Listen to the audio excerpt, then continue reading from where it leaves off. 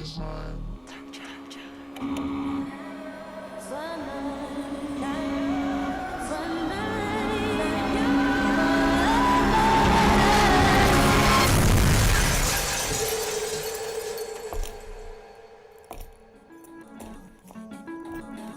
ready? I've been ready. What are we waiting for?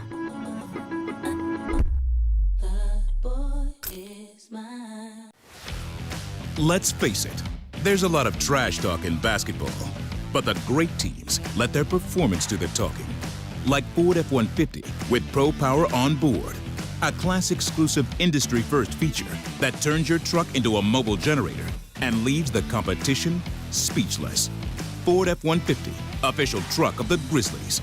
Greatness starts here at your Mid-South Ford dealer.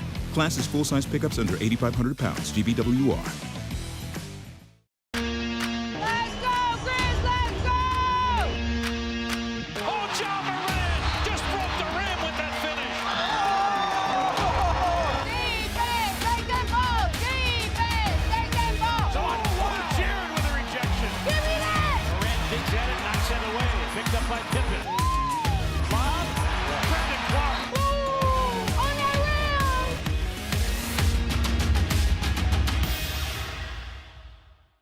Sonic Radio. Welcome back to Sonic RNDIO. That spells radio with me, the CIO. This just in, the new Sonic $1.99 menu lets you build a crave-worthy meal for just $1.99 an item, whether that's a creamy shake, crispy tots, or a quarter-pound double cheeseburger. This just out. Ostriches. They're mean, not very cute, and in my opinion, way too big for a bird. Don't miss the Sonic Fun 99 menu. 5 items, always $1.99. Live free, eat Sonic. Tax not included. See menu for details.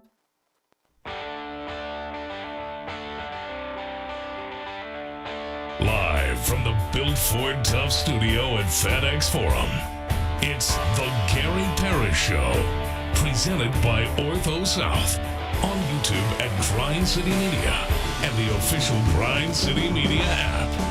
Now, here's your host, Gary Parrish.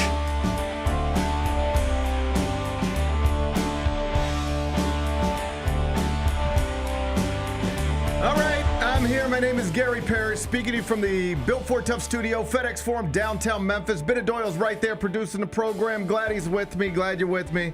Hope you're getting through the day best you can.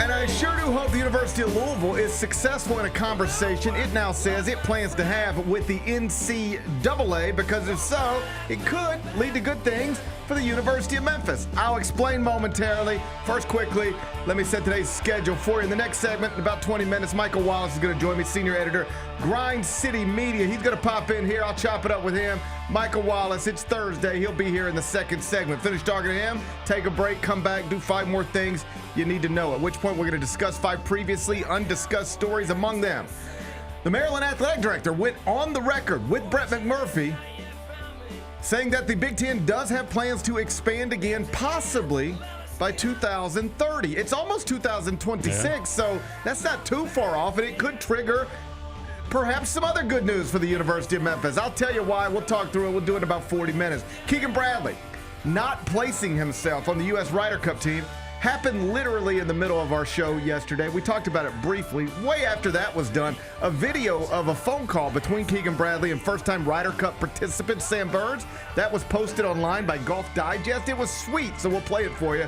We'll do that in just a bit. We now have some clarification about how former best friend Blake Lively is handling Taylor Swift's engagement to Travis Kelce. I'll tell you what Page 6 is reporting. We'll do that a little later on in the show. A dude who was in the minor leagues a little more than 2 weeks ago did something last night that Mets legends Tom Seaver, Dwight Gooden, Jacob deGrom, you name it.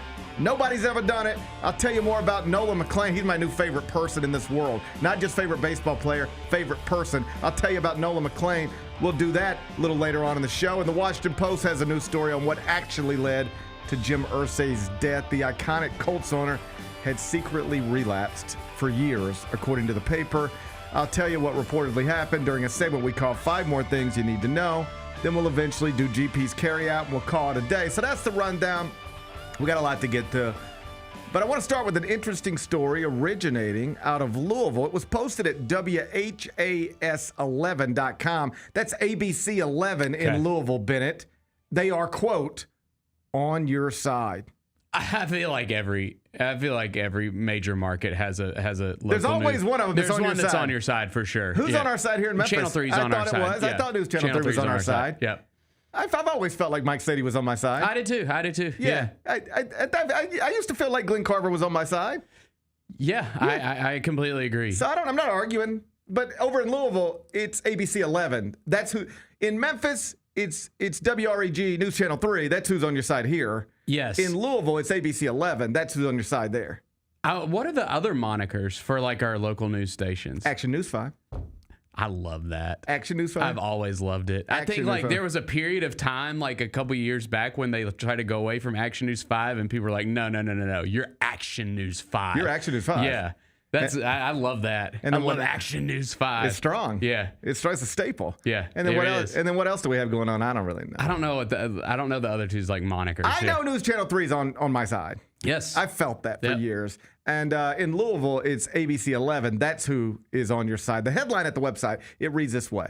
U of L pushing NCAA for restoration of 2013 men's basketball title. As the story details, Louisville athletic director, his name's Josh Hurd, he released a statement yesterday saying the university plans to engage in a conversation with the NCAA about that vacated national championship that was won while Rick Pitino was the head coach there. Here's the statement in full. Quote, with the significant changes in intercollegiate athletics, new guidelines and principles regarding sanctions, and recent rulings in NCAA enforcement cases, now is the appropriate time to revisit Louisville sanctions with the NCAA, including our school not being allowed to display a championship banner. We look forward to engaging with current NCAA leadership in hopes of seeing a fair and meaningful resolution, end quote. Big Bet Ben, and I bring this up for reasons that I hope are obvious. Not because we care about Louisville's 2013 banner, not because we care about Louisville trying to get their titles back,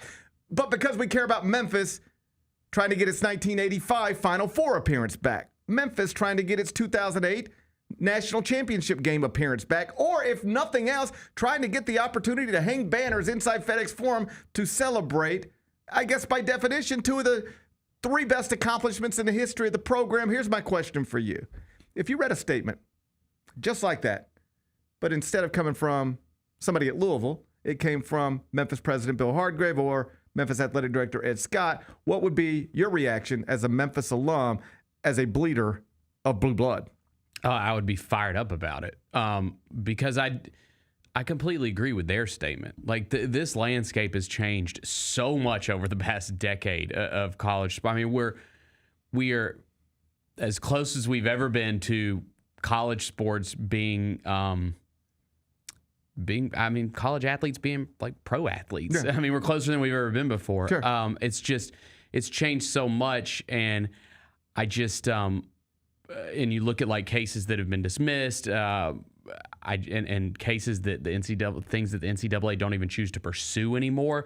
I think that if what happened here happened today, I wonder if those banners would have been vacated.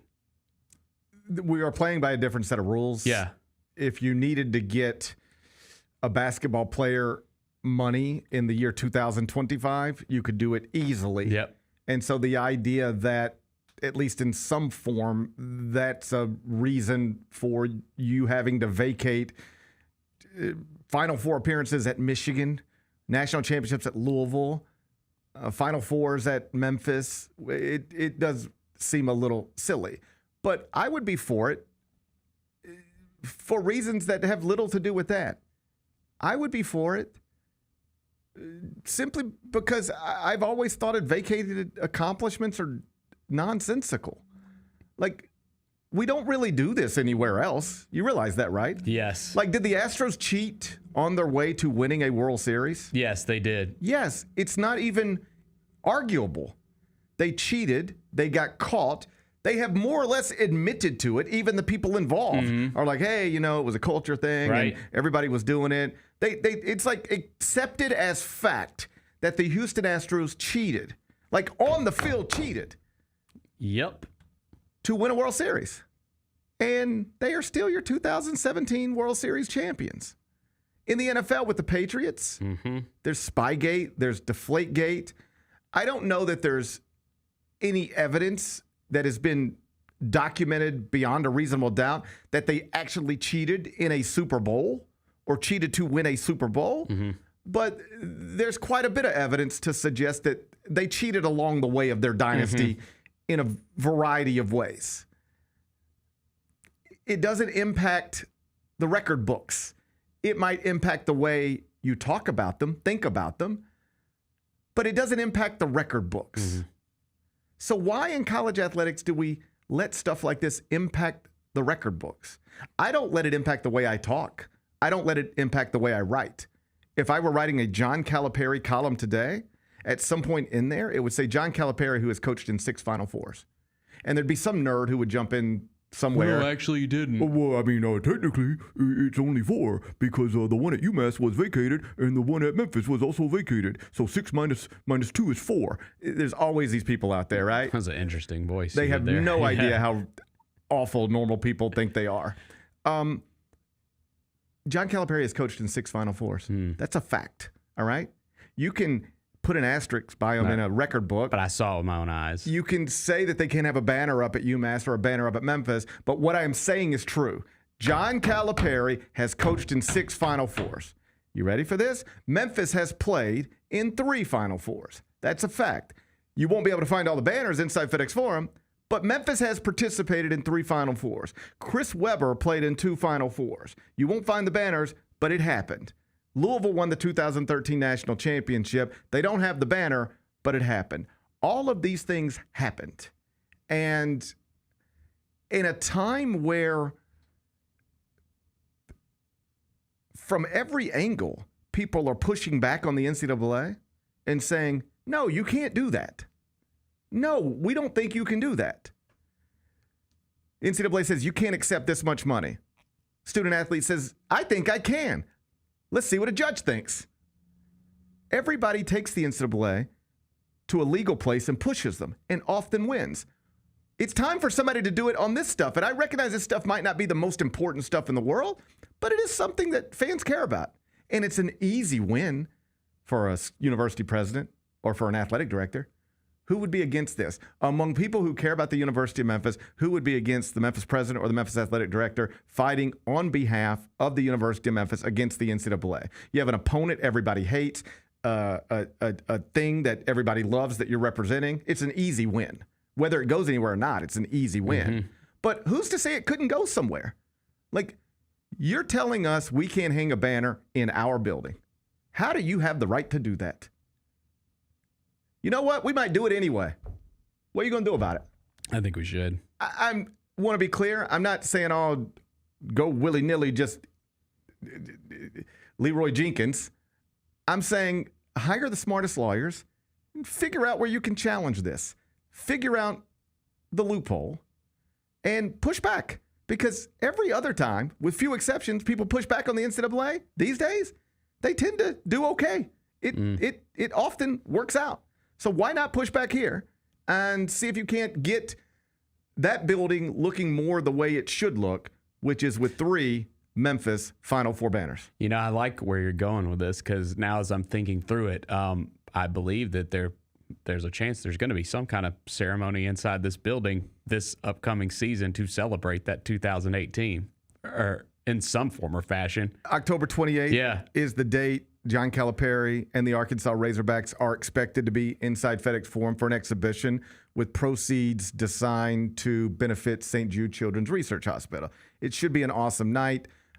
Every former John Calipari Memphis player is being invited back to come if he wants to. It should be awesome.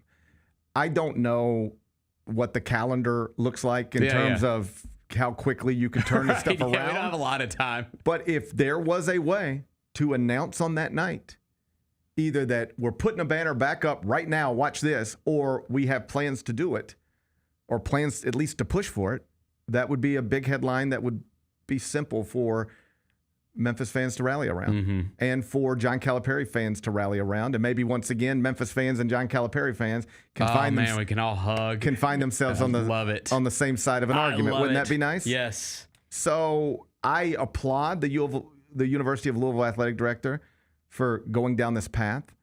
And I would argue that Memphis should also go down this path. Yes, there are bigger fish to fry, trying to get out of the American and into a better league. The biggest and most obvious, but you can fry multiple fish at the same time. And I would totally be on board with pursuing a conversation about this. And then if I were advising the NCAA, you know what I would do? You know what I would advise the NCAA to do? This is an easy win for you. Yeah, take the win. Take the win. Right. Take the win. Give everybody everything back. Yes. Give everybody. No one is ever on your side in anything. Nobody. Like no fan bases are ever like, I think the NCAA was right there. In politics, you hear all the time about lately, I don't know if you heard it for the first million years of the world, but like in the past year, you've heard a lot about there's these 80-20 topics. And what they mean when they say that is like 80% of Americans feel the same way about this. And you're arguing the 20% side of it. Usually they say this about Democrats. You're arguing the 20% side of it. It's a losing argument. If you want to know why Republicans, conservatives continue to make transgender a big conversation in this country, it's because it is a winning argument for them and a losing argument for the Democrats. And they have figured out a way to get the Democrats to engage in that conversation nonstop and sound stupid while they're doing it. It's an 80-20 topic. This is the way they frame it. It might be even more than that. And the reason it's the biggest topic in politics all the time is because it's a winner for these guys and a loser for you, and they know they can get you to look stupid talking about it. So let's talk about it all day long. For the NCAA, this is similar. It's an 80-20 topic that you're on the wrong side of. I get Ohio State fans might like it when you vacate Michigan stuff, and perhaps Auburn fans might like it when you vacate an Alabama thing. But broadly speaking, vacating stuff is not a popular thing to do in college athletics. We recognize we don't do this other places. Barry Bonds undeniably cheated to become the home run king. He's still the home run king. And I would make a similar argument in favor of Barry Bonds' Hall of Fame induction that I would make about that. It happened. Barry Bonds hit all those home runs. I watched a lot of them. It happened. Did he break the rules to get there? It seems so, right? But was he the only person breaking the rules at the time? Of course not. The pitchers he was hitting 450 home runs on, they were breaking the rules too. And you could say a similar thing about college athletics. There has never been a season where a team had to vacate something where other teams that accomplished stuff weren't also doing similar things in violation of the rules. They just didn't get caught. I don't want to say there are no clean national champions in anything, but I bet you there's a bunch that if you really dug in, you'd find out that there were things that happened outside of the rule book. Oh, by the way, as long as we're being honest, you think Derrick Rose's standardized test score was the only issue of the 2008 Memphis team? If you really dug in and started looking? Probably not, right? It just has always seemed silly to me to not be able to celebrate that incredible season because of a standardized test score that you initially validated and then subsequently invalidated. It's just always made no sense. And so perhaps if Louisville taking on this fight could lead to you taking on a similar fight, I'd be all for it. And again, if I were the NCAA, this might be a time where you just relent rather than fight with Louisville about this. Because if you fight with Louisville about this, everybody else might just decide, we're going to make you fight too. Now you're fighting with Memphis. Now you're fighting with Kansas. Now you're fighting with Michigan. Now you're fighting with everybody who's ever had to take a banner down in a basketball arena. Fighting with everybody who's ever had to not acknowledge publicly a national championship in football or any other sport. You want to keep fighting? Aren't you tired of fighting? You keep fighting and you keep losing. How about create a headline where people go, man, I hate the NCAA, but I think they did a good thing here. Maybe I hate them a little less. It's an easy win. Louisville pushes it. Rather than fight with them, relent. Say, hey, man, we don't really care. If you want to put a banner up in the Yum Center, who's it hurting? By the way, Memphis, same deal. You want to put an 85 banner and a 2008 banner up inside FedEx Forum, who's it really hurting? The world has changed so dramatically since any of that stuff happened. Who is it really hurting? And if the answer is Nobody? Then what's the harm in doing it? That's probably a pretty good instruction for anything. We want to do this thing. It matters to us. You're keeping us from doing it. Mm-hmm. Who is it hurting if we do it? Who is it helping if we don't? If we hang a banner in this building, who does it hurt? If the answer is nobody, why are you so adamant about not letting us do it? It means something to us. It doesn't really matter to anybody else. So let us do it. The Louisville headline perhaps can get the conversation started. But if the conversation does get started, to me, there's an easy resolution if the NCAA is sensible about it. Take everything that's ever been vacated, put it back in the record books, hang whatever banners and flags and signs, however you want to do it. We don't care. It was never as important as we made it out to be. Michael Wallace up next. The NBA announced their dunk of the year yesterday. It was voted on by the fans, and it went to Ja Morant for his double clutch through Porzingis and Derek White. The call of it was excellent. That game we hung on to for a long time last season, but it was a spectacular dunk. Tune in to the Jessica Benson Show with CJ Hurt live every weekday at 8 a.m. on YouTube at Grind City Media and the official Grind City Media app. Grizzlies fans know it's the team that gives you the edge. Big River Steel does too. And much like the Grizzlies have recruited legendary talent, we want you to be part of our team. Are you ready to be part of something legendary? Then visit www.bigriversteel.com. That's www.bigriversteel.com.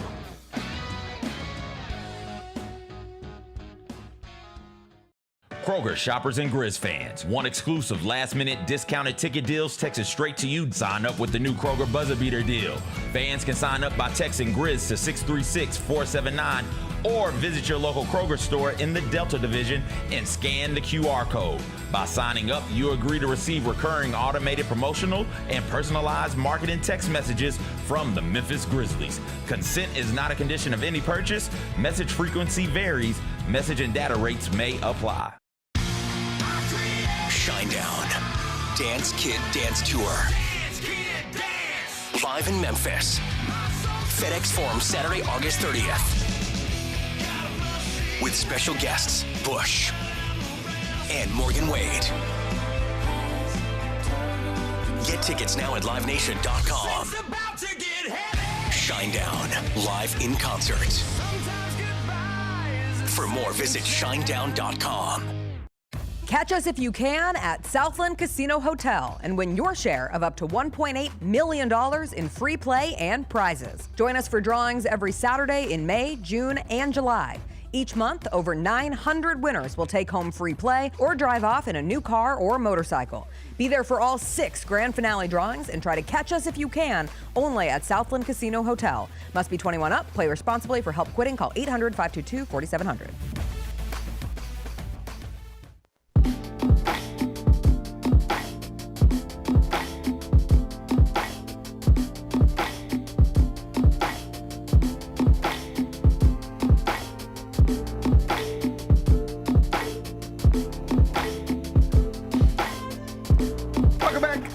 Parrish Show presented by Ortho South. We're inside the Built Ford Tough studio, and on Thursdays in the second segment, I'm joined by Michael Wallace, senior editor, Grind City Media. He's on X at my mic check. He's here right now. Michael Wallace, it's GP. How you doing on this Thursday? Hey, what's going on, GP? I see you got your flannels and you got your fall shirt on right there, man. You got your fall shirt on. I woke up this morning, I was cold. I walked out of the house and I was a little chilly, so I went back in and I threw on a shirt, and it doesn't seem to be going over so well. It doesn't seem to be going over so well. But I'm not as cold as I was when I woke up this morning. I feel pretty good, even if I don't look it. No. You look fine, man. You look fine, man. But good deal. I appreciate you. Let me ask you this. I was talking about the Louisville athletic director yesterday announced in a statement that they're going to engage in conversations with the NCAA. They want their 2013 national championship reinstated. They want to be able to hang a banner inside the Yum Center. That's obviously a relevant development for our market because we have 2 of our 3 Final Fours at the University of Memphis vacated, not allowed to be celebrated inside FedEx Forum. I've never liked vacated championships, vacated Final Fours, vacated anything, because these are things that happened. I watched them. We don't do this in other sports. The Astros cheated to win a World Series. We don't take the World Series away. We just acknowledge that they cheated and we shame them for it. But we don't erase it from the record books. How do you feel about vacated things? Can you join me on this march? You know what? I never liked vacated, championships. I think that's the most, the biggest waste of time, because we all remember it. We all consider, like, the biggest one that resonates with me is the Fab Five. The Final Four with Chris Webber and Jalen Rose and those guys, and those got vacated. Like, I remember the Fab Five being one of the best college basketball teams of my lifetime. So it never takes away anything from that standpoint. So, again, vacating these things, what is the NCAA going to do at this point if you put a banner up, or if you put something up in your athletic facility, or if you figure out a way to honor these guys without putting up a banner? Like, at a certain point, I think it's an antiquated way of doing things. It's kind of toothless. And it doesn't take the experience away from the fans whatsoever. In the record books, they still go down as the national champions or Final Four teams for those years. And you just put an asterisk by it. You know what I mean? Just like we do with anything else. But at the same rate, I agree with you. If Louisville feels that way, go get it. Celebrate that team the way you want to. Memphis should do it as well, too. And you see the Fab Five finally got their sort of reinstatement and opportunity there as well, too. The Fab Five is a great example, because it is insane that those men who are iconic figures in the history of, I don't want to say just college athletics. Like, I think they're iconic figures in the history of American sports because of what they meant to culture and everything else. Like, they changed the way people dressed. They changed the way people carried themselves. They are stars forever. And for a long period of time, those guys couldn't even be celebrated on campus. You should be walking around the Michigan campus forever looking at big billboards of Chris Webber and Jalen Rose and the Fab Five. And the idea that that is not a reality because of the NCAA has just always it seems ridiculous. Like, that happened. That was a big thing. The idea that we have to act like it didn't is just doesn't make much sense to me. Especially with the about face now in the NIL era, and these players are getting all these millions of dollars. Like what happened? Like, the culture and the acceptance completely changed. It's not like again, why are we penalizing or still penalizing and retroactively penalizing these teams for doing something that is completely fair game now, right? Like, so. That it should have been the case. I'm not saying, look, I've never believed in cheating to win and paying players under the table. I think that there should have been a compensation arrangement all along, especially when the TV deals and all of these lucrative things were developing with college athletics. But yeah, you're right, man. At a certain point, we look back at some of the things that we did and tried to hold tight to. And now it's completely open game and fair game on those things. Let me ask you about a big headline originating yesterday from a podcast interview with Dawn Staley, the South Carolina women's coach. She acknowledged that she interviewed with the New York Knicks for the coaching vacancy that subsequently went to Mike Brown. I think we knew that. What we didn't know is what she said next, which is, and if they would have offered the job, I would have had to have taken it. She admitted on the record very publicly, if the Knicks wanted her, she would be an NBA coach right now. Are you surprised that she was that public with it? Because this is not the type of thing coaches typically say out loud. Yeah, no, I mean, Dawn Staley does not, she doesn't bite her tongue. She says what she feels. And sometimes even when she's not necessarily accurate or technically right, she still stands on, what she believes in. She speaks from the heart, and she's brutally honest. And absolutely, if the Knicks would have offered her the job, she would have felt an obligation historically to take that job because of what it would have meant, what it would have resonated. And, again, to that degree, I almost wonder if there's a men's job, a prominent men's job that comes available, would she be willing to take that job? And that's another question that we'll see down the line, because she certainly can coach ball. She has the respect of both men and women when it comes to the game at all levels. And, it doesn't surprise me. We went down this path with Becky Hammond a few years ago, and whether she would be instituted or get a fair shot to get an NBA job, and she hasn't. So that ship has probably sailed for her. But we'll see what happens, in the next 5 to 10 years. It wouldn't surprise me if some organization does finally make that move and see what happens. What I take from what she said is if a good NBA job is presented to me, I am inclined to accept it. So there's a real chance that she could at some point become the first woman to ever be a head coach in the NBA.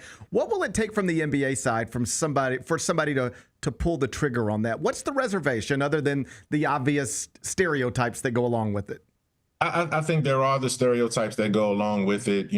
Coaching men is different fundamentally than coaching women. In terms of the style of basketball that's being played, obviously the rules are a little bit different. The level of physicality, some of those things. But you're seeing more and more women on NBA staffs, like at higher levels. Niele Ivey was, one of the top assistants here with the Memphis Grizzlies a few years ago before she decided to take the Notre Dame job. So you've seen, and I mentioned Becky Hammon before, it's just a matter of a market and an owner being progressive enough in his mindset to say, let's go do this. I think it will probably have to be a very, very solid, established ownership group with a solid established front office, or it has to be in one of these coastal markets where, the outlook on things tends to be a little bit different than some of the, the southern markets and all of those kind of places. It would have to be a Golden State or, a Sacramento or New York or somewhere like that for this to happen, because I think there's a lot more open-mindedness when it comes to those kind of things there. But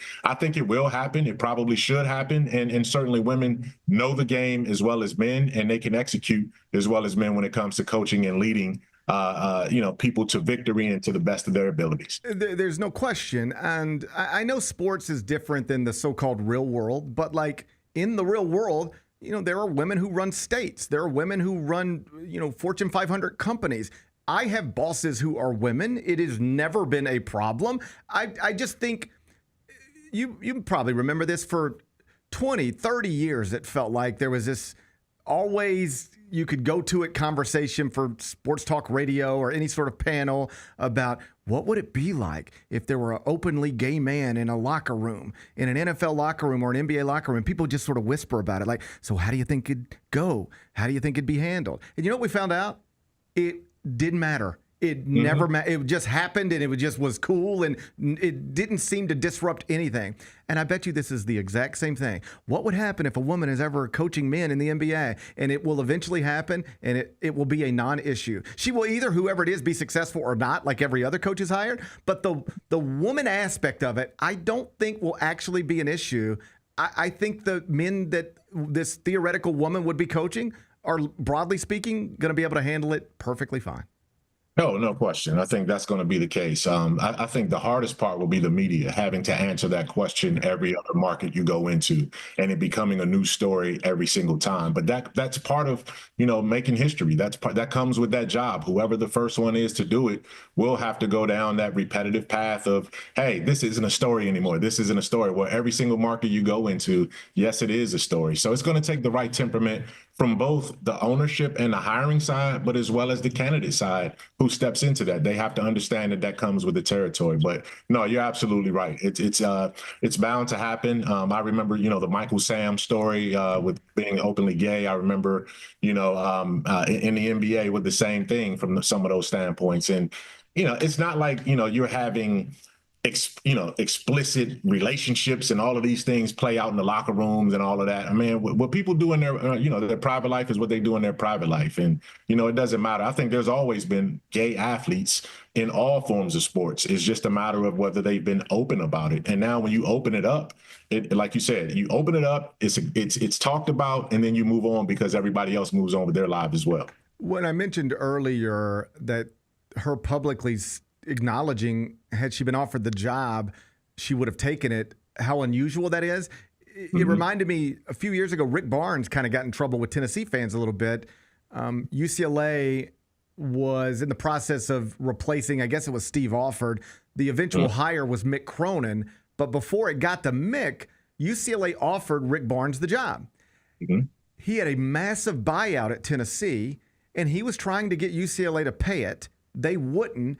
He didn't want to pay it himself, so he turned down the job for that reason, but subsequently said, if they would have paid my buyout, I would have left. And Tennessee fans were like, what? And it was just so unusual for a coach, because this is not the way college coaches ever talk. I'd love to have that job, and if they would have offered it to me, I would have taken it. It's just not something people say. Dawn did say that yesterday. Does it matter, or is she such a big thing above the fray that she could say anything, speak honestly, and it doesn't impact her negatively in any way whatsoever?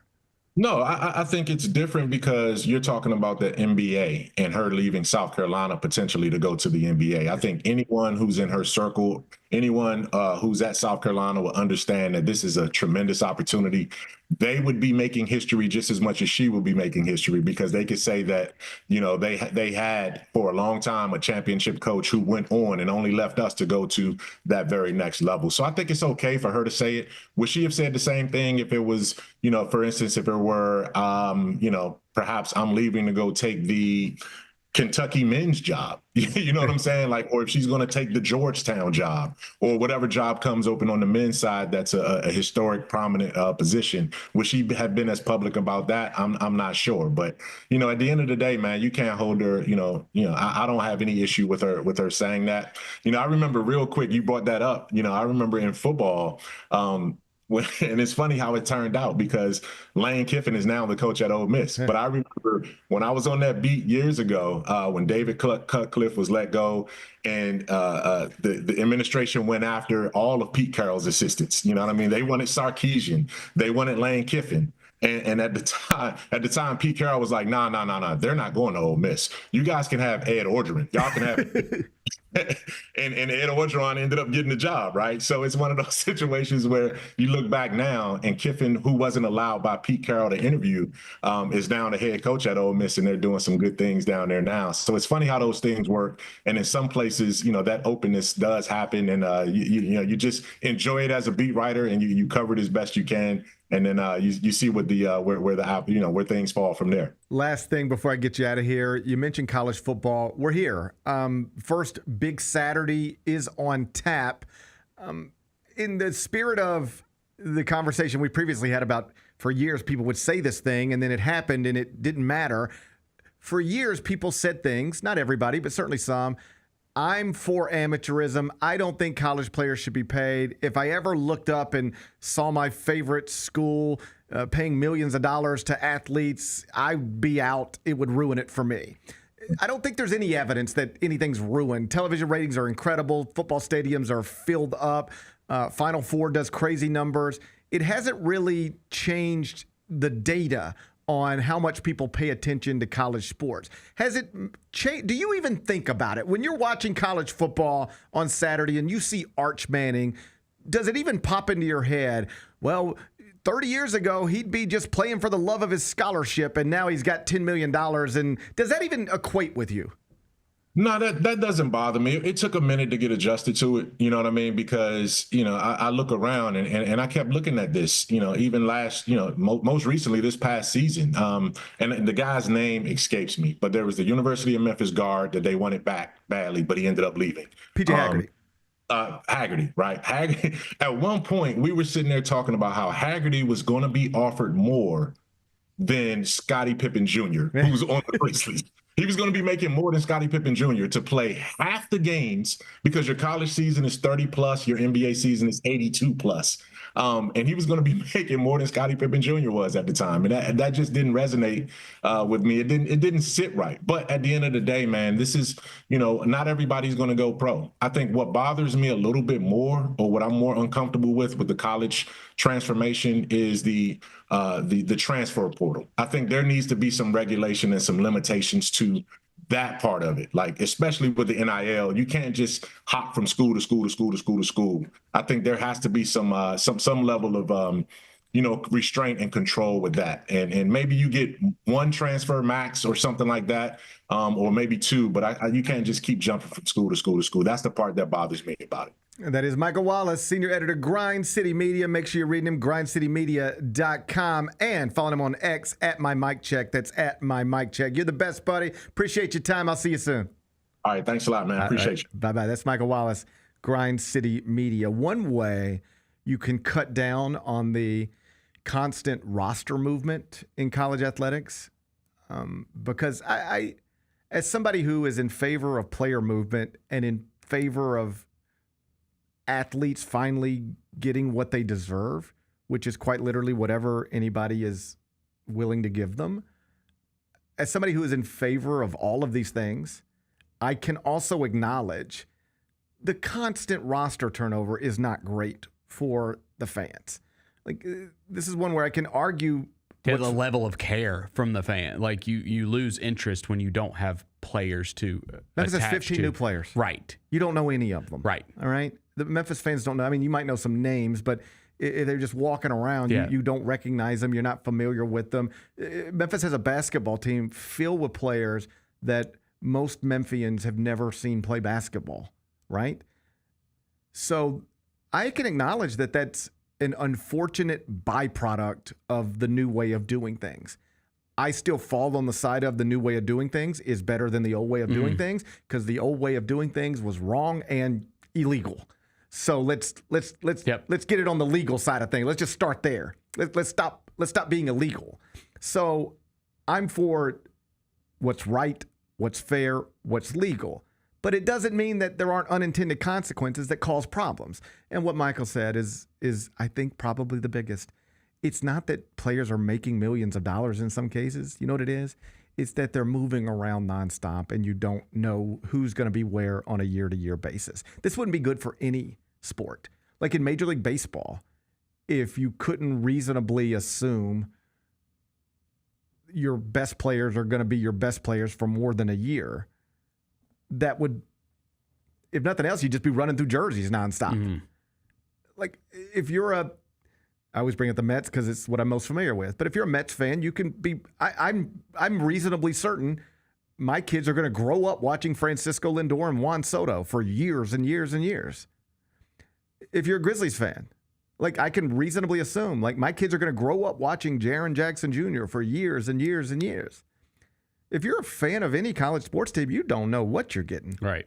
And there's a chance even the best of times, it used to just be you'd have to worry about the one and dones. Like, we only get Derrick Rose for a year. Well, now you might only get PJ Haggerty for a year. You might get only anybody for a year. We did a summer shoot-around episode yesterday on the Ion College Basketball Podcast. We auction off 3 episodes. We let fans bid on them like it's an auction.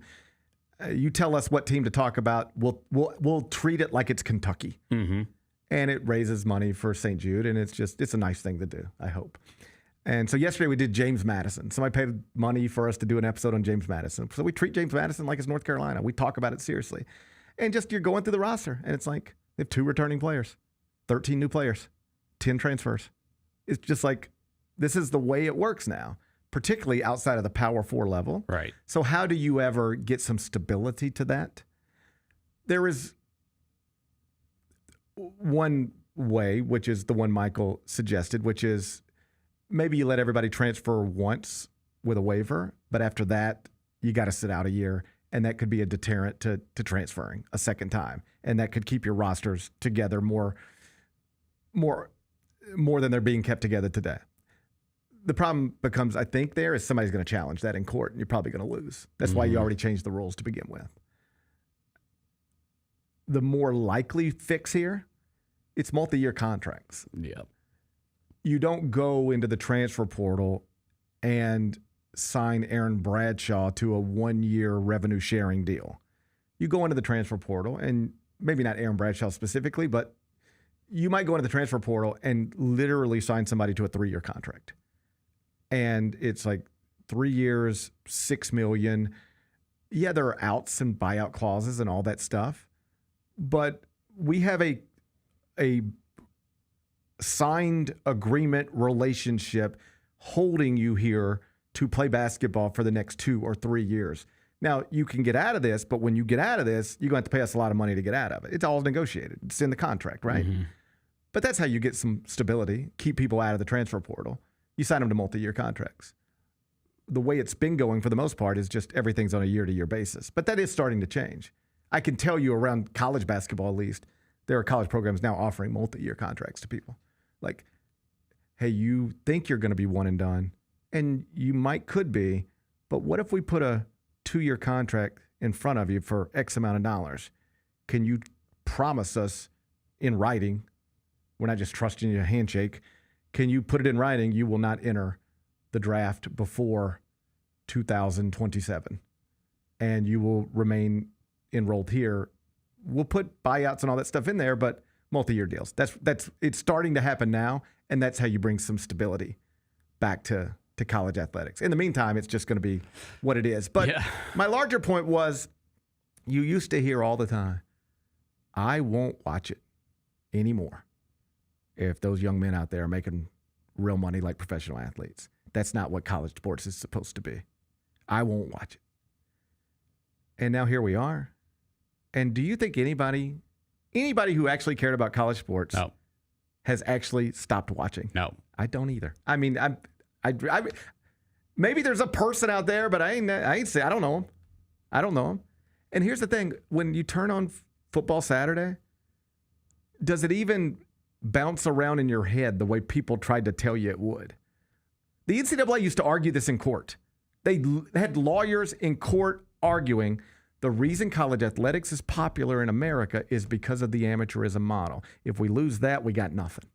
If we lose that, we lose our audience. That was the NCAA's argument, or at least part of it. It's obviously nonsensical. They've lost nothing. Everything's going up. Ratings, ticket sales, television contracts, everything's going up. So people haven't really tuned it out for the reasons they insisted they would.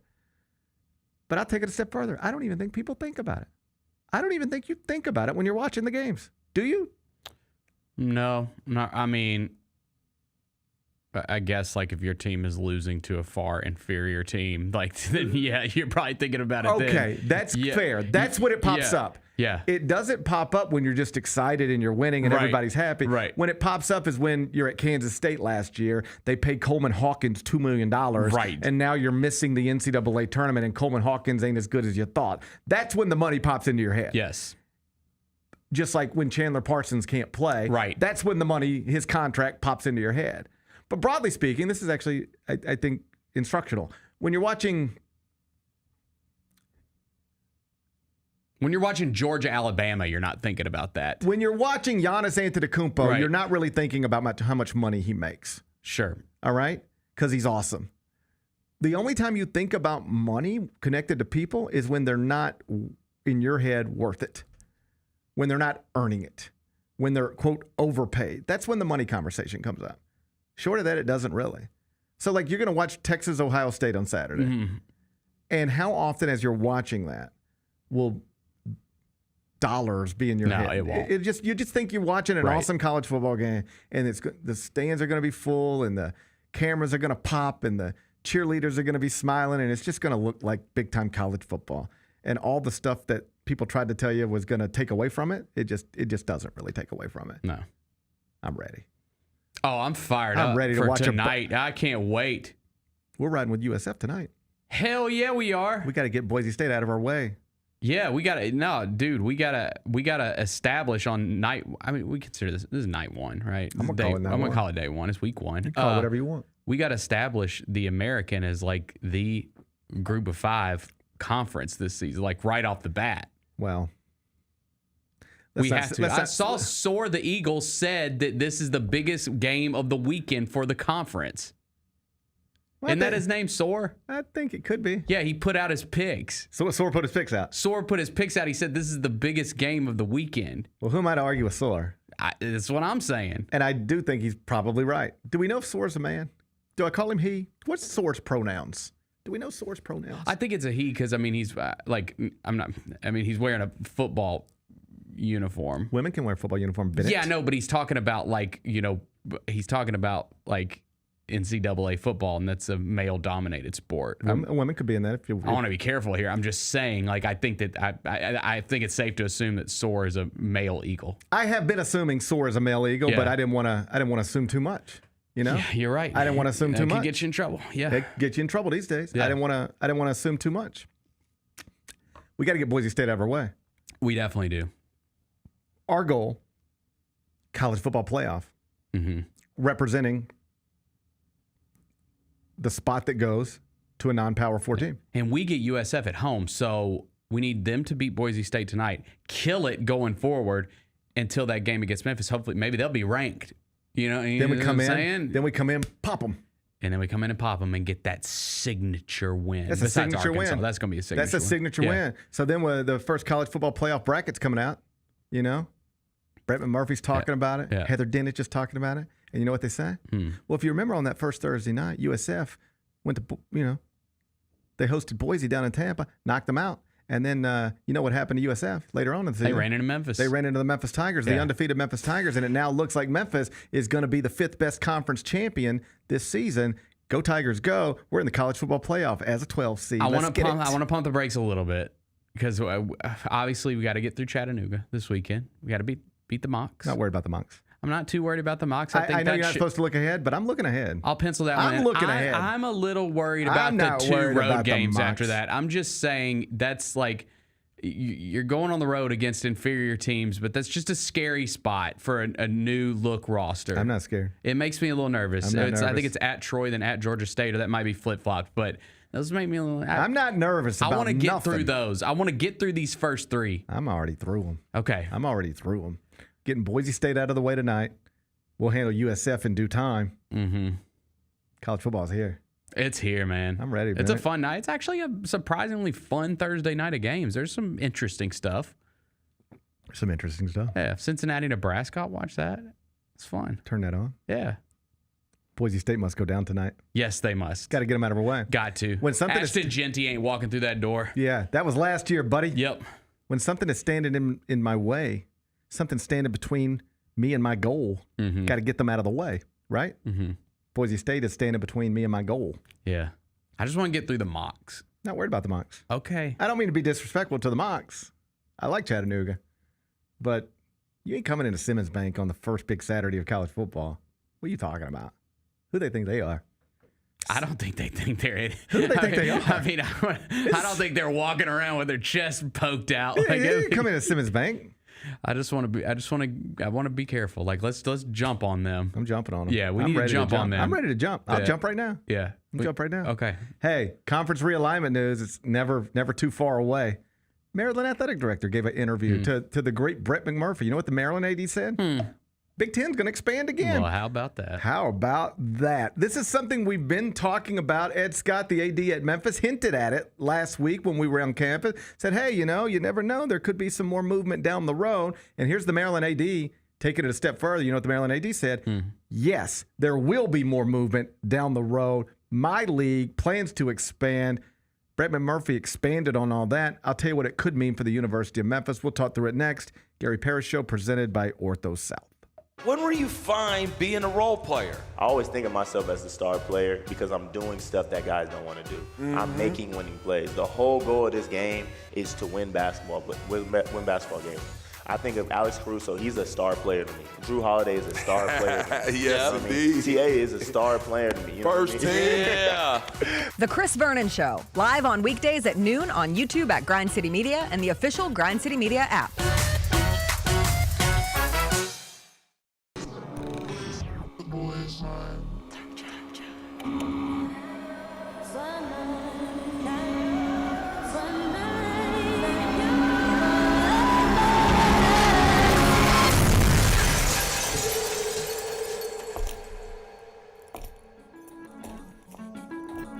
You ready? I've been ready. What are we waiting for?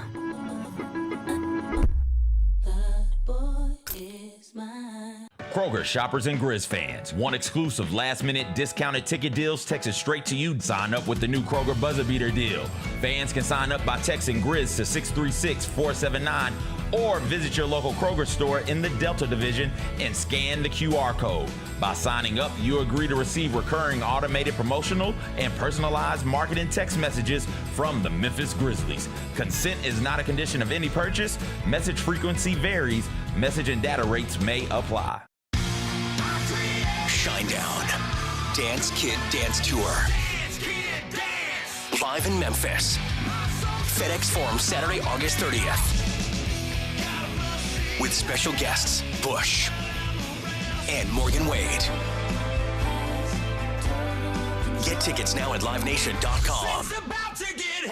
Shinedown, live in concert. For more, visit shinedown.com. Sonic Radio. Welcome back to Sonic RNDIO. That spells radio with me, the CIO. This just in, the new Sonic $1.99 menu lets you build a crave-worthy meal for just $1.99 an item. Whether that's a creamy shake, crispy tots, or a quarter-pound double cheeseburger. This just out. Ostriches. They're mean, not very cute, and in my opinion, way too big for a bird. Don't miss the Sonic Fun 99 menu. 5 items, always $1.99. Live free, eat Sonic. Tax not included. See menu for details.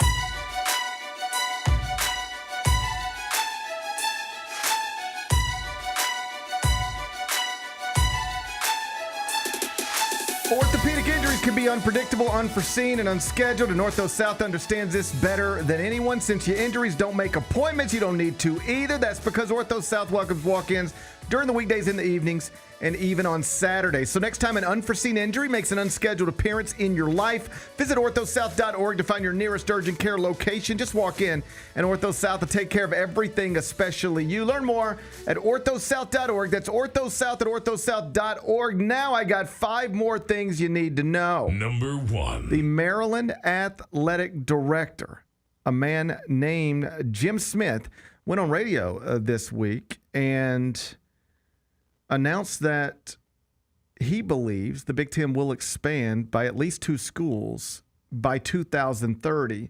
Specifically, he was asked, 2030 seems like a big year with television contracts and stuff.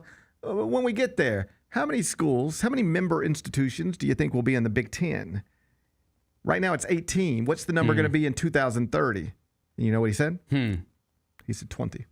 Okay. We will be at 20. Brett McMurphy went on to expand on that development and identified North Carolina and Virginia as the 2 most attractive expansion candidates for the Big Ten, but also noted that they would be perhaps the 2 most attractive expansion candidates for the SEC. Yeah. But if you're trying to look for the next big movement, not the little stuff at the below the Memphis level that doesn't have anything to do with Memphis, but the stuff movement above Memphis that could open up spots for Memphis, this is what it is. Yeah. It's this. Kind of surprised Florida State's not the one that's mentioned there. Just because the Big Ten, they're not in Florida. No. Big Ten is not in Florida right now. It's just, I don't know. Florida State is not as attractive to university presidents as you might think if you're a hardcore football fan. Because you just think of Florida State as being one of the biggest brands in college football for most of our lives. Right. But it is not as these university presidents, chancellors, they care about more than just football. Yep. They do care about football. Right. But they care about more than football.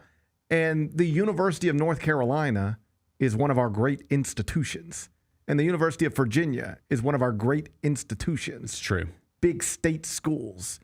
And so what the Maryland AD is suggesting and what Brett McMurphy is flat out reporting is that get ready for a fight / bidding war / whatever at some point when it becomes less expensive for these schools to leave the ACC. The Big Ten and the SEC are likely to go after them heavily. And the 2 that are most likely to be targeted by both conferences, it's North Carolina, Virginia, not necessarily Clemson, Florida State. But just as soon as anybody jumps of this magnitude, it opens the doors for everything else. So it could be as simple as the Big Ten wants North Carolina, Virginia. SEC comes in and says, you're Not southern so fast. states. You don't want to go to the Big Ten. You want to be with us. We're the SEC. It just means more. So the SEC comes in, gets North Carolina and Virginia, and the Big Ten then feels like, well, if they added them, that's who we wanted, but we got to add somebody. We need to match them in numbers, or if they're going to add 2 big brands, we need to add brands. Let's go take Clemson, Florida State. This is not the 2 that we wanted, but it's still 2 of the biggest football brands in the country. And maybe they got the better academic institutions, the SEC, but we got the better football. We got the better football programs. And so maybe they help their academic side, but we were already stronger than them academically anyway. So they maybe closed the gap academically between them and us, but we closed the gap, if there is one at all, between us and them in football, because what's the better football program? Florida State or Virginia? Not close, right? What's the better football program? Clemson or North Carolina? It's not close. Not really close, right? So, yeah, we wanted the academic schools, big state schools, but if they're going to take them, we'll just take the better football brands. And now the ACC just lost 4 clubs, which is what could open up a situation for Memphis. Because even if you lose Clemson, Florida State, North Carolina, and Virginia in some combination to the SEC and the Big Ten, in the ACC, you've still got Louisville, Georgia Tech, Virginia Tech, Duke, NC State, Syracuse, Wake Forest, Stanford, Pitt, Notre Dame, as an independent in football, but ACC member in other sports, Cal, Boston College, Miami, SMU. Memphis has already been in a league with some of these schools. In the Metro Conference, CUSA, AAC, Great Midwest with Louisville, or some combination of all those. Georgia Tech was in the Metro with Memphis. Virginia Tech was in the Metro with Memphis. SMU was in CUSA and the American with Memphis. So you would suddenly be, if you really are, when this time comes, the so-called best of the rest, and the ACC loses 2 or 4 schools, and they feel like they've got to replace them with something, if you are widely regarded as the best something available, which most people think at this point Memphis would be, well, then you could find yourself, as soon as the 2030 developments start to go down, in a position to actually get an invitation from the ACC. And to be clear, it wouldn't be on the same playing field as the Big Ten or the SEC, and perhaps not even the Big 12, but it would still be the best league you've been in, perhaps ever. Certainly an upgrade over the American. If I'm doing nothing else but subbing out basketball games against East Carolina and UT San Antonio and you name it, with Duke, with Syracuse, with Louisville, with NC State. And even if, like, you get to a weird spot where Duke says, we want to come with North Carolina, or North Carolina says, we want to bring Duke with us, and we don't want to separate from them, and even Duke finds itself in the Big Ten or the SEC, still fine. You still got, like, these are strong brands. These are recognizable athletic departments. And I don't think it's crazy to think the best opportunity Memphis could have going forward would be to rejoin them. Yeah, some of them they've already been with before. And, like, I know I crap on the league that we're in a lot, but, like, also I would not be opposed at all with, like, the top teams coming with us. Like, if we were to be invited, like, if a bunch of spots were to open, like, I don't. Well, here's the thing. I mean, it could be, like, this is all hypothetical. And even Brett McMurphy, who I think is maybe the best reporter on conference realignment, at least one of them historically. He's in the know. He talks to these people, right? Even Brett McMurphy yesterday said, anybody trying to tell you they know exactly how this is going to go is they're making it up. They don't. Nobody knows. I'm just telling you how it could go. I'm telling you what people are talking about. So it could just be North Carolina and Virginia leave the ACC. And then people just decide we don't want Florida State. We don't want Clemson. It could be North Carolina, Virginia, Florida State, and Clemson. It could be North Carolina, Virginia, Duke, and Clemson. It could be 2 to the Big Ten and 4 to the SEC. Who knows?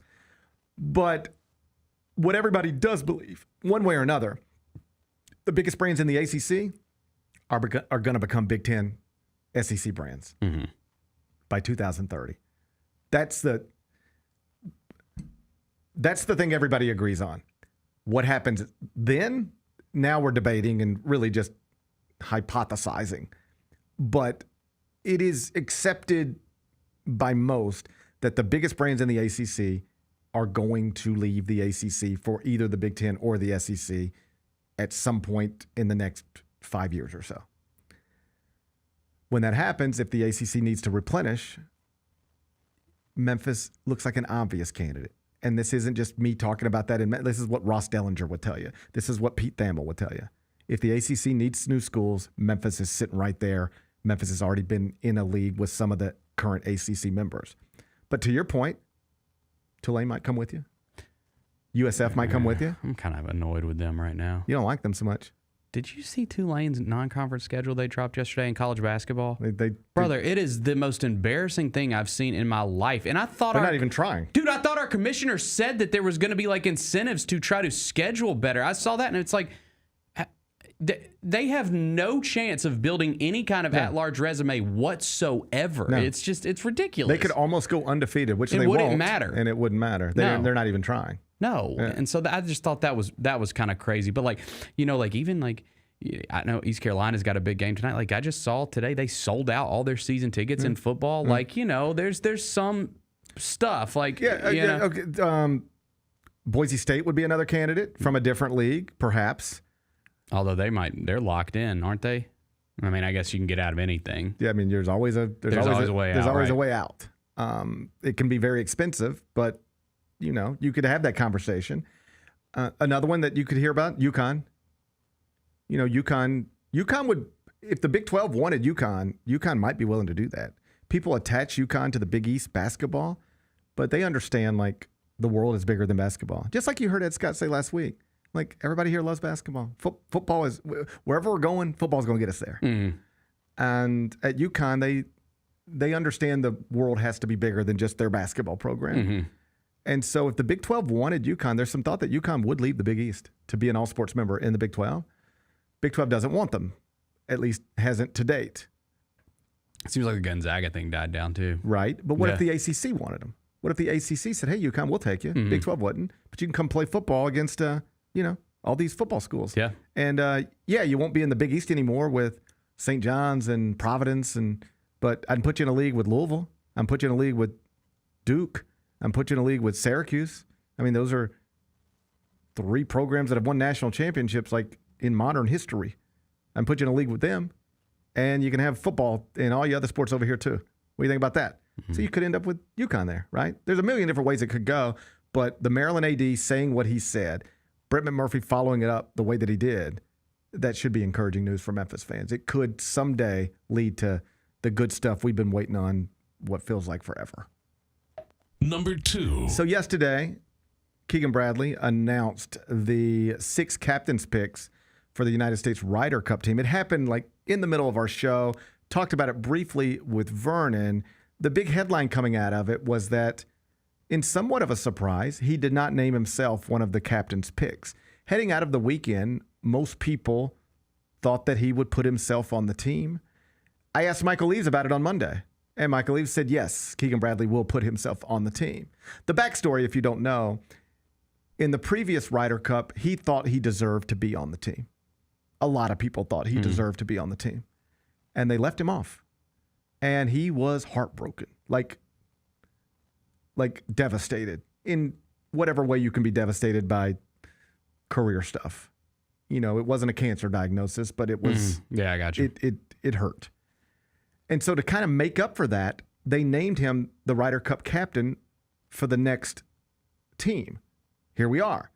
So, okay, hey, it was basically like we messed up maybe by not putting you on the team. We're going to make it up to you by making you the captain. And by doing that, they put him in a tough situation because he played well enough to reasonably be on the team. But it's up to him. You have to put yourself on that team or not. And by definition, if you put yourself on that team, there's 6 spots. You take one of them. You are taking one away from somebody else who definitely thinks they deserve it. So how do you juggle all that? Ultimately, I think he made the right decision. I said this yesterday, because if you name yourself, first off, people start questioning whether you should have. Mm-hmm. They start supporting an argument against you with real data that exists that shows you were in the conversation, but it should have been boom, boom, boom, boom, boom, boom, not you. There's data to support that. That gets brought to the forefront. And then, buddy, if you go to Bethpage Black and don't play well, or just broadly speaking, the team loses, that's your legacy. Anytime anybody mentions Keegan Bradley for the rest of his life, to the extent you think about him at all, here's what you would think. Oh, yeah, that's the guy. Is that the guy? He was the captain, Ryder Cup team, then put himself on the team and then stunk, and we lost at Bethpage Black? Yeah, that's your legacy. That's who you are. So rather than create that awkward situation, he left himself off the team, which again was somewhat surprising. At least most people didn't think he was going to do it this way. So he leaves himself off the team. And then last night, Golf Digest posted a video they had of him calling various team members to tell them personally, I want you to be a member of the United States Ryder Cup team. And the one that got the most attention is, I think, his conversation with Sam Burns, who is named to the United States Ryder Cup team for the first time. So it's a little 2-minute conversation, but I thought it was sweet. So Kyra, if you got it queued up, let's watch it together. He might sob. How nervous he is. Hello. Hello, Sam Burns. How you doing? What's up, buddy? I'm great. How you doing? You get any sleep last night? What do you think? Well, Probably about as much as you. Yeah, well, I was up at 3:30, so not a lot. Listen, man, I want you on this Ryder Cup team. Woo! Well. I love you, and I'm so proud of the way that you played the last month of the season with this on your shoulders. When you're a captain's pick, that means the entire team and also the vice captains want you on this team. And I want you to really celebrate this. I'm just so proud of you. You know what I think of you, and you know what the guys think of you. And I need you to come into Bethpage not as a captain's pick mentality. Like, I need you to come in ready to win points and go out there and win. I just can't tell you how proud I've been being out there on the course and seeing your name on that leaderboard, because you needed to do this to make this. You needed to do that to make this team, and you did it. I appreciate it. I know this was a very, very tough decision for you, and I think it just shows your maturity and your ability to lead. And it's been really impressive to watch. I know it's been extremely difficult, and you've put a lot of time and effort and your whole life into this, and I promise you I'll give you my 100% best, and I'll compete as hard as I possibly can for you. Really, really proud of you, man. Thank you. You're going to be at Bethpage with crazy New Yorkers screaming for you.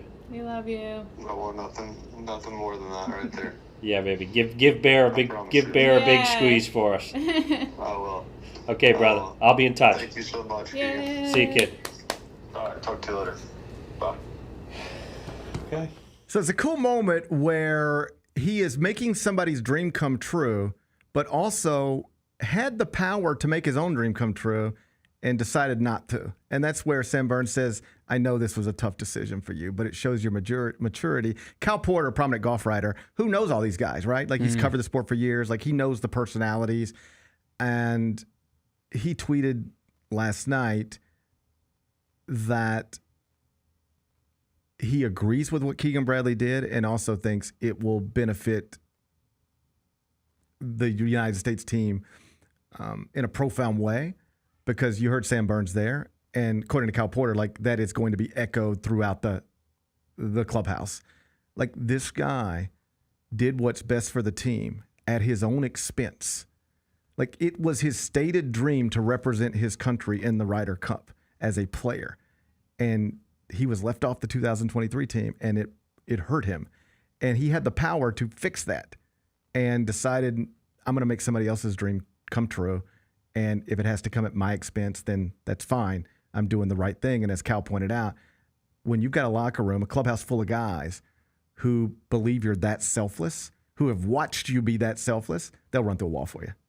Now, I don't know how that translates to good golf. We'll see. But it should be quite a scene. I do think it would have been a more dramatic aspect if he would be a player.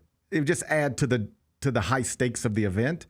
But either way, it's just the way all of this has been handled has created big headlines, the suspense connected to it, and so it'll be a big event. The Ryder Cup's going to be awesome. If you're curious, after the team was named yesterday officially, the United States is now, at least in some betting markets, listed as a minus 150 favorite to win at Bethpage Black. Number 3. Blake Lively has reportedly had no contact with Taylor Swift or anybody connected to Taylor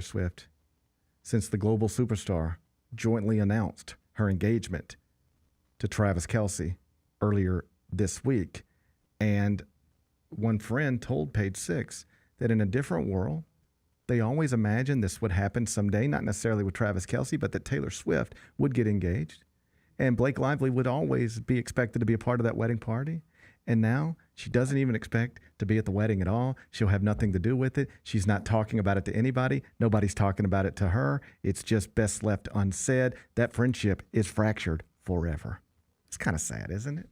It is kind of sad. You ever lost a friend like that? Like a friend that at one point in your life, they could have been in your wedding and then something happened and you didn't just grow apart, but like something happened and you are now, we can't be friends anymore. We didn't just grow apart. We decided we can't be friends anymore, or I decided I can't be friends with you anymore. No, I've never had anything like that. I mean, I've had friends that we've grown apart, but never, I don't think I've ever had a friend that was a close friend where like something fractured the friendship, like one event. No, Yeah. I don't think so. Yeah, Mm-mm. I think this is mostly true with me. I could call anybody that I've ever been close with and say, hey, I'd like to meet you for lunch next week, and it'd probably be fine.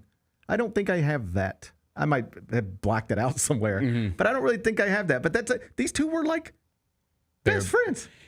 Yeah, Like- she like- was at the she was at the Super Bowl. Chiefs game. Yeah, she was at the Super She Bowl. was at the Super Bowl in the Bucks. Well, I think that lawsuit deal It's the text messages. yeah. I was thinking about I think this. it's scared. I think I was Taylor's thinking like, about I this. can't be involved in this. Well, it was just like also there was some stuff in the text messages addressing Taylor Swift that you just wouldn't want your friend texting about you. But I thought about this. Who among us wouldn't be at risk of losing a friend if our text messages? It's a good point. were out- If I just grabbed your phone and started scrolling. I've talked shit about my friends through text messages Yeah, before, all of yes, them. and them about me. All of them. yes, for sure. All of them. I came to terms with this a long time ago because every once in a while I'd be like, you hear so-and-so? Like just gossipy little stuff. Like, did you hear what so-and-so said and so-and-so said? And I said, you know what? I assume people talk about me. I assume my friends talk about me. You know, and I talk about them and it doesn't mean I don't love them, but sometimes I make fun of people, you know? Sometimes I don't have a great opinion about something somebody did, and I talk about those things, and sometimes I text about those things. And I assume people do the same thing with me, and it's fine. It's fine. Like, I don't, like, you ready for this? Like, this is hand to heart. If you came to me and you were like, hey, I heard Vernon was saying blah, blah, blah, blah, blah, blah, blah. I'd be like, yeah, I assumed as much. It's cool. We have a good time together. I just don't care. I just assume it. I live in a world where I know everybody talks about everybody. Yeah. So I don't really get caught up in that too much. But like, that's what this is. Yep. Her text messages got put into legal documents, became publicly known, and it at least played a role in the fracturing of the relationship. I hope they can work it out before the wedding. Doesn't appear they're going to. Doesn't appear anybody's even trying. I mean, I don't know if she's like going to be bridesmaids level anymore, but like, I mean, come on. There's your friend for a long time. Page 6 says it's Damn, over. It's fractured. Page 6 said, Page 6 said, don't even ask Blake. Sad. Don't even ask Blake about it. She don't want to talk about it. It's better to just. Probably hurt. She's probably hurt. You would be. Wouldn't you be?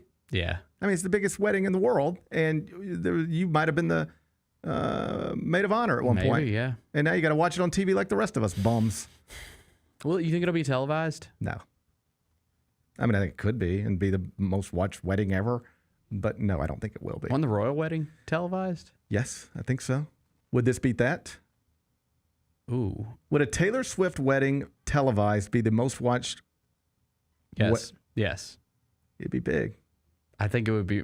God, that's disrespectful to the royals, but yeah, I think it would be. I think it would get more viewers. Yes. I think it would.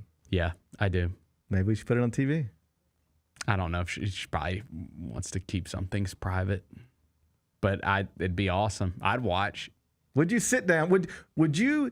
I know people would. There would be Taylor Swift, Travis Kelce wedding watch parties. Everyone would watch. Would you go to a Taylor Swift, Travis Kelce watch party? I don't know if I'd go to a watch party, but yeah, everyone would watch, and even the people that say they wouldn't watch would watch because everyone's watching. I would watch, but I wouldn't. You know what I mean? I wouldn't be proud of myself. Like how people like that don't care about the Super Bowl watch the Super Bowl. People that don't care about football watch the Super Bowl because it's the Super Bowl, right? I don't think I would go to a party. I think if you invited me to a party to watch a wedding, I would say no. I think I would find something else to do. I'd watch it by myself. I'd watch it in the privacy. That's even worse. watching it by myself? Yeah, that's a little cringe. I think it's worse to have a party. Like somebody bringing queso so we can watch two people we don't know get married. No, I mean, we know. I think that's worse. No, but we know how ridiculous this is. Let's just take it to a different level. Like, that's okay. I think if I heard you I were think having watching it at your house by yourself is a little cringe. I just do, yeah. I would feel more comfortable watching it by myself than like trying to pretend we're having a big wedding, like we're celebrating for people we don't know. I'd go to the watch party. I just have to text you then. Okay. I just have to text you from home. I'd go to the watch party. I don't think I would. Yeah, I would. I have real reservations This is about my that. Super Bowl, fam. Are we good? I think okay, so. all right. Number 4. Nolan McClain. He did it again last night. 8 innings pitch at Citi Field. The rookie. Third start of his career. 0 earned runs. Y'all blasted him. He's 3-0. Mm-hmm. Just completed a sweep of the Phillies. 0.89 ERA now. Last night became the first Met pitcher in history to win his first 3 career starts in that uniform. Tom Seaver didn't do it. Doc Gooden didn't do it. Jacob deGrom didn't do it. Those are legends. Nolan McClain. He's a legend himself. Good for him. It is wild how this can happen. It doesn't happen in any other sport. We talked about it a few weeks ago when they brought him up. This is the equivalent of you're an NBA title contender. Your season starts to go the wrong way. You've got incredible point guard issues. But you have a point guard in the minors playing for the hustle who can come in and immediately be one of the best point guards in the world. It just doesn't happen. It's not a thing. NFL, it's not a thing. You can't go to the minors and fix your team dramatically in the middle or at the end of an NFL season or an NBA season. But in Major League Baseball, you can. And here's an example. The Mets bring up rookie Nolan McClain. Tomorrow, they're bringing up another rookie, Jonah Tong, high draft pick, elite prospect. It is not an exaggeration to think that the Mets are going to go into the playoffs and their game 1 starter and game 2 starter will be dudes who were in the minor leagues until middle of August. Had never pretty crazy. Pitched in the major leagues until now. Nolan McClain, 3 starts. Jonah Tong making his first one tomorrow. And those could be your number 1 and number 2 starters heading in. The Mets could open a World Series game with that dude pitching, and he's pitched 3 times in the major leagues in his entire life. It's just something unique to baseball and awesome because now, like, they got real hope there now. Like, that pitching staff was so bad, it's like it doesn't matter how good Juan Soto is at seeing the ball out of the hand and how versatile Francisco Lindor is or how far Pete Alonso can hit a home run. If you can't pitch, you can't succeed in the postseason. Well, what if you got 2 stud rookie pitchers? Yeah. Bennett, jump on board. I'm with you. I'm with you. Jump on board. And now the Phillies, they lose Zach Wheeler, get swept by the Mets. 4 games back in the NL East now. NL East is now up for grabs, Bennett. They were saying it was over. They were saying it was over, but it's not over. It's up for grabs, and it's largely because of a rookie who made a historically great 3rd start last night in front of a near capacity crowd at Citi Field, LGM. Number 5. Sad story this morning in the Washington Post. Great reporting, but sad story. Jim Irsay, the iconic owner of the Indianapolis Colts, who died back in May at the age of 65. Do you remember what the official cause of death was? Like when we first heard it, Jim Irsay has died at the age of 65. No, I don't remember the exact. It's cardiac arrest. Okay. He was in a hotel, is the way it was described. He was in a hotel and was found dead in a bed, like died peacefully, heart attack. That was sort of the... Got it. And we just sort of left it there. The Washington Post, triple byline story this morning. I'll just read you the first couple of graphs. In the final years of his life, Jim Irsay, the owner and chief executive of the NFL's Indianapolis Colts, spoke proudly about how he confronted his lifelong substance abuse battle with honesty and transparency, even launching a charity to promote openness around mental illness and addiction. He called it kicking the stigma. But behind the scenes, Irsay, who died in May at the age of 65, spent the last 2 years of his life in the throes of a relapse that he and Colts executives repeatedly hid from the public. A Washington Post investigation found this relapse and his death came as he was under the care of a, quote, luxury recovery doctor prescribing Irsay opioids and eventually ketamine at amounts that worried people close to him, the Post found. This doctor signed Irsay's death certificate stating that the cause was cardiac arrest and no autopsy or toxicology testing was ever performed. So they just chalked it up to a cardiac arrest, said, oh, it's so sad, put him in the ground, we're done with it, move on. That's where this story ends. But the Washington Post has been digging, and they find out that, yeah, technically could have been cardiac arrest, but it was cardiac arrest caused by opioid use. He was being prescribed these drugs by a doctor, and one part of the reporting is that at the time of his death, he was getting somewhere between 12 and 14 ketamine shots a day. Ooh. Now, you know our buddy from Friends. Yeah, Matthew Perry died of the same thing. Yep. And as I was reading through, it's like even the people who are trying to tell you what Matthew Perry was doing leading up to his death, and he famously died in a hot tub. Mm-hmm. He had ketamine in his system. Even the people who have tried to go back and detail Matthew Perry's addiction and what led to his death, they will tell you that even he, in his worst moments, it wasn't 12 to 14 shots a day. This is like crazy excessive. And it's just another example of somebody who, like, this guy struggled his whole life.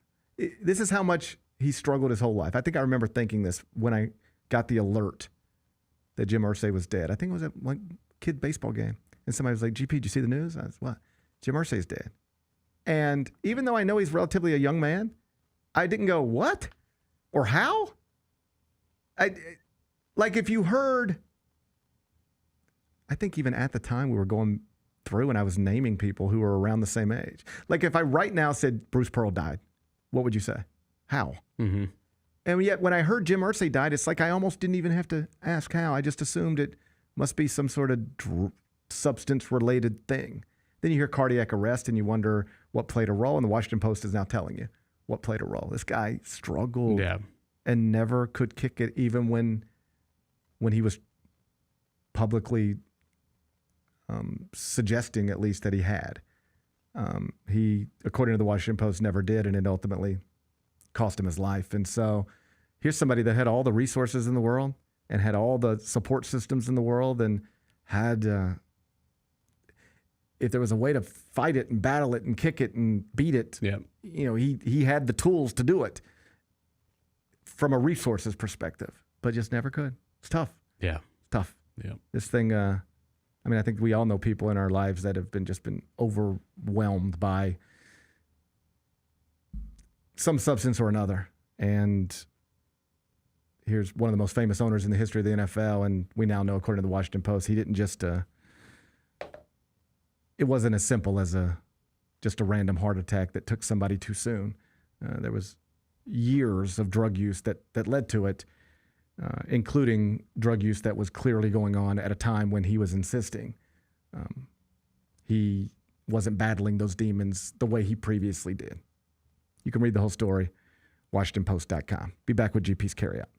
The NBA announced their Dunk of the Year yesterday. It was voted on by the fans, and it went to Ja Morant for his double clutch through Porzingis and Derek White. The call of it was excellent. That game we hung on to for a long time last season, but it was a spectacular dunk. Tune in to the Jessica Benson Show with CJ Hurt live every weekday at 8 a.m. on YouTube at Grind City Media and the official Grind City Media app. Let's face it, there's a lot of trash talk in basketball. But the great teams let their performance do the talking. Like Ford F-150 with Pro Power on board. A class-exclusive industry-first feature that turns your truck into a mobile generator and leaves the competition speechless. Ford F-150, official truck of the Grizzlies. Greatness starts here at your Mid-South Ford dealer. Class is full-size pickups under 8,500 pounds, GVWR.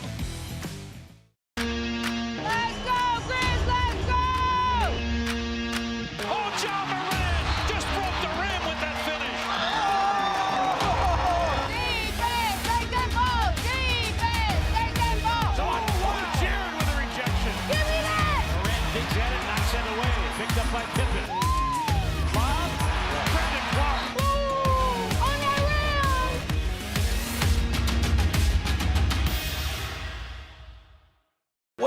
hanging your hat on the defensive end. Where does that come from? And one thing my dad told me is if you want to get to the NBA, if you want to leave an impact, if you're a competitor like you say you are, you're going to be one of the best defenders on the court every time you step on there. He said you're not going to disrespect the game. You're not going to take it for granted. You know, this is not a right, it's a privilege. So go out there and compete every day. The Chris Vernon Show, live on weekdays at noon on YouTube at Grind City Media and the official Grind City Media app. Shinedown. Dance Kid Dance Tour. Live in Memphis. FedEx Forum, Saturday, August 30th. With special guests, Bush and Morgan Wade. Get tickets now at livenation.com. Shinedown, live in concert. For more, visit shinedown.com.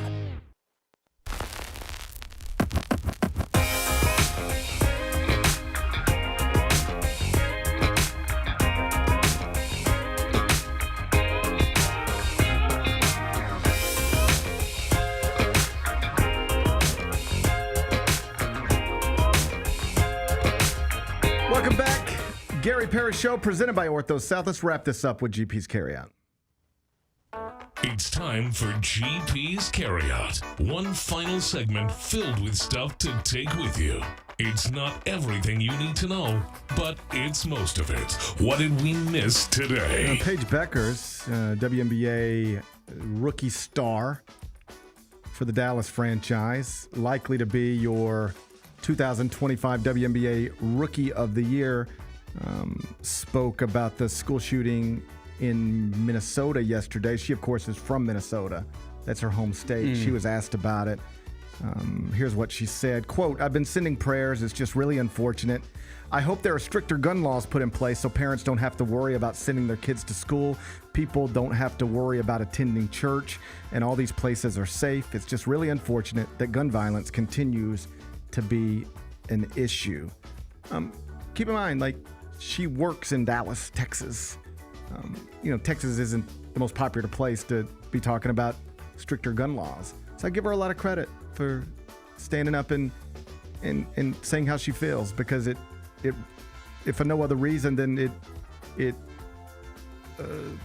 replicates how I feel. This is crazy that kids get shot in school. And it's even crazier that the response is always thoughts and prayers and nothing. Thoughts and prayers and let's just wait for the next one. Nothing gets done. I'm not saying it's an easy fix. I can recognize it's a complicated problem, but like so many others, I'd like to see us try. Just at least try to do something. We don't really try. Paige Beckers is using her voice to try to make that similar case, and I give her credit. Like, she's a young woman. Anytime you say something like this, you're going to have people coming for you. You could say the other thing. You have people coming for you too. Yeah. But like, this is a controversial topic, and you will create enemies by saying this out loud, particularly when you work in the state of Texas, right? And yet she's comfortable doing it. I give her credit. If you want to read her full thoughts, you can find them at cbssports.com. What's today's biggest game? College football, Boise State at South Florida. Okay. It's a 4:30 kick on ESPN. Doing it from 4:30? 4:30 kick, that's what it says. Oh my God, it is 4:30. That's a little early. That means we don't have to wait very long to get college football tonight. We don't have to wait that long. It's a tad early. It's a little early. I would think maybe 5:30 is a better. If we're gonna go early, 4:30. 4:30 kick on ESPN. Boise State, the fifth best projected conference champion, slotted into the 12th spot in the college football playoff. That's the visitors tonight. They got a 25 next to their name. Yeah. 5.5-point favorite, total 61.5. How you going to act? Man, we're rooting for South Florida tonight. We want them to do it for the to do it for SOAR. Do it for SOAR. Do it for SOAR. Do it for the American. Build up this conference to start the season. That said, I'm going to go Boise State. Yeah. We need... I know what we need. Boise State to take a loss and get out of our way. I know. We need Boise State to take a loss and get out of our way. I'm rooting for that. We can handle USF on our own. All right? You know USF? The original American Conference had 10 members. USF is one of the founding members, just like Memphis. Yes. Temple's the other. Everybody else is gone. Was Tulane not originally there? The only 3 original members still in the American: Memphis, Temple, USF. Cincinnati, Houston, UCF, off to the Big 12. Louisville, SMU, off to the ACC. UConn, off to the Big East. And this is the one everybody forgets. Rutgers. I completely forgot we were in a league with Rutgers for a second. Rutgers was in the AAC. Damn. Now in the Big Ten. Yeah. Golly. So this is USF. They stuck with us, man. They did. I don't mean they stuck with us. I mean they're stuck with us. Yeah. I don't think they stood beside us as much as they're just stuck with us. I respect them. I'm rooting for them. I'm going to go with the top 25 team. But you're not going to put your money where your mouth is. No, I'm not. Bennett will not put money where his mouth is. Sorry. He says lay the 5.5 points with Boise State tonight. Kick at 4:30 p.m. What are we watching on TV? Well, unfortunately, we won't get new clips today, but I can tell you what I spent all day yesterday watching, and that's Cardi B clips in court. I watched a few of those as well. How good is she in court? Yeah, she's great. She's hilarious. I know. If I own stuff, like she's a big star, obviously. She should be a bigger star than she is. She's pretty big, dude. She is a huge star. She should be even bigger because she checks every box. She's talented. She's attractive. And she's hilarious. She's like naturally funny. Like she's hilarious in this courtroom. She's making the jury laugh nonstop and talking. Why this attorney is trying to like be tough with her, and he just can't shake her. I know. She's handling everything hilariously. Like if I had a television network, I would be trying to hire her to do something. I would be like, I don't even know what I want her to do exactly. I just know I want her. I just know we can do something with this. She's talented. Like she can really rap. Like she can really rap. She's talented. She's attractive, and she's hilarious. That's an incredible combination. She should be a bigger star than she is. Maybe so. And I know she's done like reality shows. She's done everything. She could be the star of the biggest reality show in 2026 if she wanted to be. If somebody would, because she checks all the boxes. Anyway, these clips coming out of court, hilarious. Find them if you can. Court has adjourned for the rest of the week. We get closing arguments in this case next week.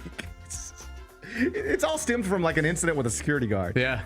They got face to face, and the security guard says Cardi roughed her up a little bit, and Cardi's like, "Look at this big back."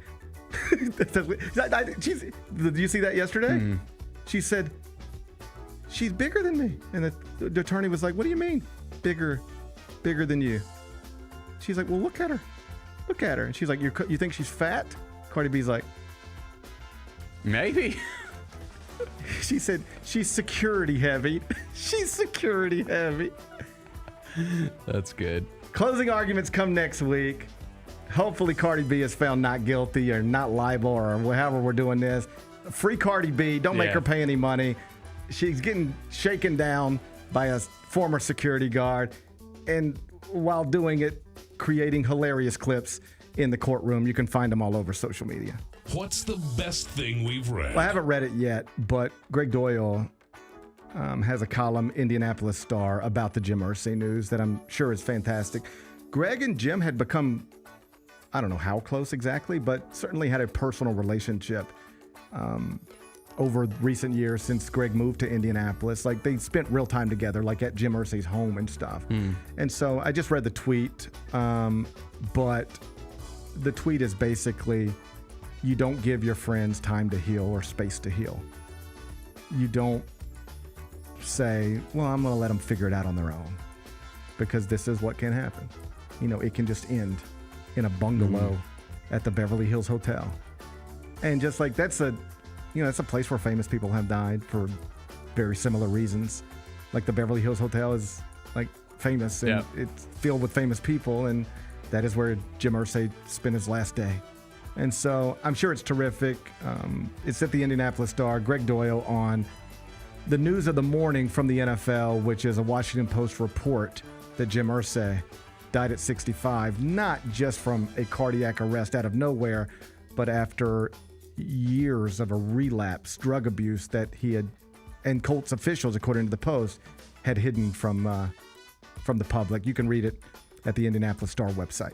What's on tap for tomorrow? Well, tomorrow's Friday, so we'll be looking back at this Boise State USF game, plus other college football action, and then we're getting ready for week 1, the Saturday.